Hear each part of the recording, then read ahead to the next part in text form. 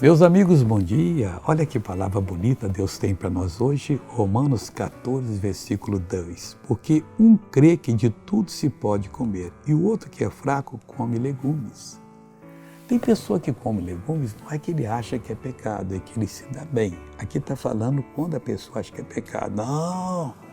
Não pode comer ovo, não pode comer carne, Deus deu todo o alimento. Agora, se você tem problema, que você é fraco de saúde, e só come legumes, dê graças a Deus. Mas não condene quem come outra coisa.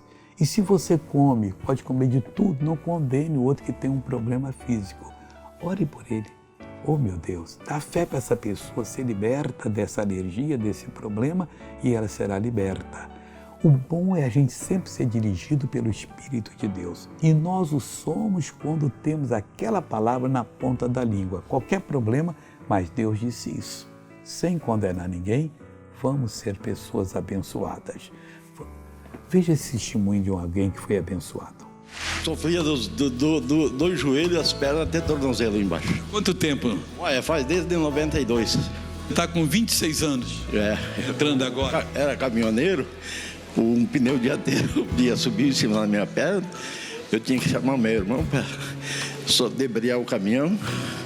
Aí desceu, eu fiquei uns 10 dias penchado com desenho da borracha. Lá pra cá você perdeu a saúde na perna? Não, volta e meia eu tinha que ir no hospital. E a muleta, por que você tinha que andar com ela? Eu não me afirmava. Então imita como é que você andava, não ir com ela, imita. Até com duas eu andava. Até com duas. Agora põe ela no ombro aí. Norberto Jesus, vai pra casa, Norberto. Vai para casa que Deus está te curando, homem. Irmão, só Jesus faz esse show. Esse é o verdadeiro show da fé. Vamos orar agora? Pai, em nome de Jesus eu te peço, toca nessa pessoa, cura essa pessoa, liberta essa pessoa para a tua glória, em nome de Jesus.